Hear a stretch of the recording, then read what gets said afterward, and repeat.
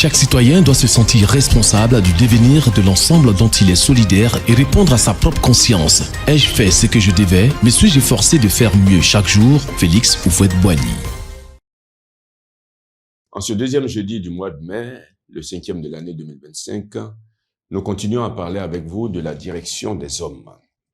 La semaine dernière, nous avons parlé de l'art de commander, de l'art de savoir donner des ordres. Dans l'émission d'aujourd'hui, nous parlerons de la nécessité de corriger les hommes que l'on dirige. Il s'agit là, nous devons le dire d'emblée, d'une entreprise délicate qui nécessite que l'on sache bien s'y prendre. Il est indispensable de corriger. Parce que quand les choses ne sont pas bien faites, ou quand les choses ne sont pas faites, on ne peut pas les laisser en cet état. Il est nécessaire de corriger celui qui devait le faire. C'est, dit-on, l'autre face du commandement.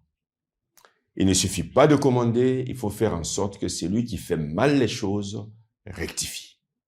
C'est plus difficile que commander, parce que cela peut entraîner de la gêne et cela peut entraîner aussi des souffrances. Mais corriger est tout aussi nécessaire que commander. Les deux allant de pair pour la bonne marche de la cité et la correcte activité de ses membres. Il est un fait d'expérience, tiré de l'histoire d'ailleurs, que tout le monde est capable de s'améliorer. Tout le monde aussi est capable de se détériorer. La correction évite la détérioration et pousse à l'amélioration et pousse au meilleur. Ce que l'on ne corrige pas, celui que l'on ne corrige pas se corrompt et s'altère.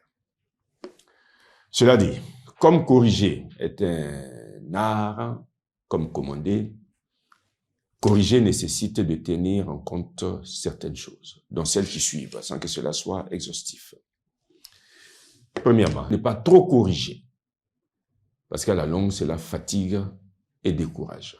Il vaut mieux former les gens à bien faire les choses, plutôt que d'être toujours en train de les corriger, cela fatigue et décourage. Deuxièmement, il ne faut pas non plus attendre que les choses se gâtent davantage avant de les corriger. Il faut corriger de façon prompte pour éviter que les choses ne se gâtent davantage. Troisièmement, il faut corriger avec intelligence et calme, et non avec colère et de façon irréfléchie. On dit à ce égard que les hommes ne se dirigent pas avec les viscères, mais avec la raison et la sagesse. Quatrièmement, il faut être juste dans la correction et corriger sans dureté, en ayant en vue, non pas sa propre frustration ou son indignation, parce que l'ordre donné n'a pas été exécuté, mais en ayant en vue le bien de la personne que l'on corrige, et par-delà elle, le bien de la communauté tout entière. Autre élément à prendre en compte, corriger de façon raisonnable et avec amabilité, en expliquant si c'est nécessaire, ce qui est attendu de la personne que l'on dirige. S'il faut corriger, que cela soit dans une ambiance sereine et avec bonne humeur.